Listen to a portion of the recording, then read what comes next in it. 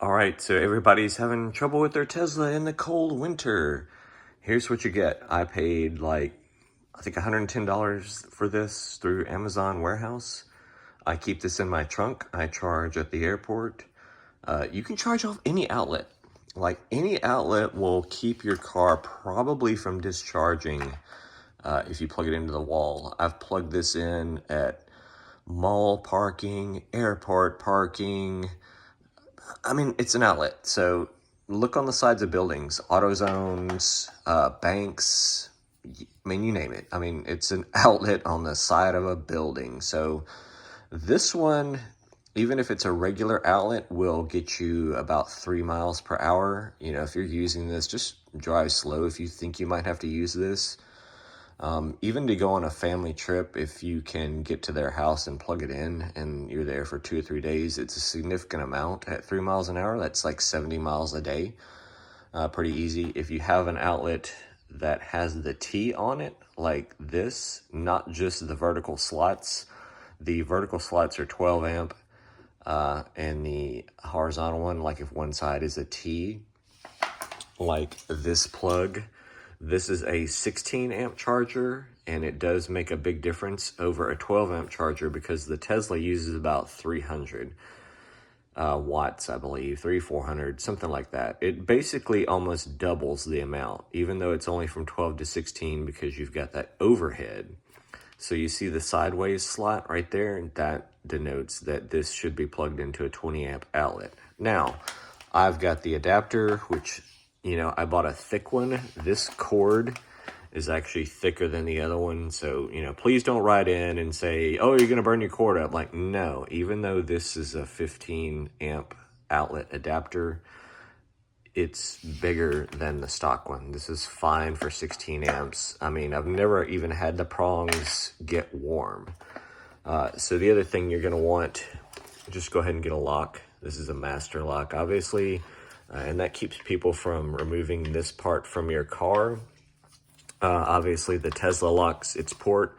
I actually found one at the airport, and I left a note, and I tried to find the owner, but I found a free one because somebody had left it plugged into a level 2. You know, I did make the effort. I left the note with the parking attendant, said, I'll take it home, I'll take care of it, here's my name and number, blah, blah, blah. But anyway, sometimes you find a freebie. And that just stays locked to this cord because it's extra. I've got the other one, you know, inside the car.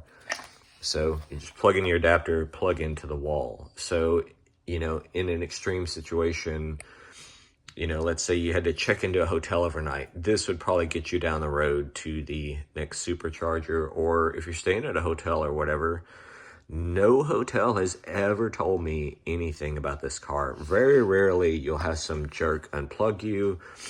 Or here's a big warning, don't plug 2 of these into the same outlet because you could pop the breaker, most likely. I don't think you would damage anything. I think you'd pop the breaker. Or if you knew the other owner, you could both say, hey, we're going to set this to 8 amps each. So you'd get a little bit. In extreme cold, you might have a slow degradation of the battery, but even just having this plugged in would keep your battery from going down if it's not too cold. This pulling 12 amps in Dallas when it was in the 20s would still charge my car. Very slow, but it would charge my car off a regular plain old outlet. I'll leave a link to these in the description. They're super cheap. I think they're under $200 all day long. You could also, of course, use the Tesla one with different adapters. I mean, that's up to you. I kind of like this one because somebody could steal your Tesla adapter. They couldn't steal the main part of the cord without cutting it or something, but they could steal the other one. With this one, really, the only part they can steal is this, and this is like $10, so who cares?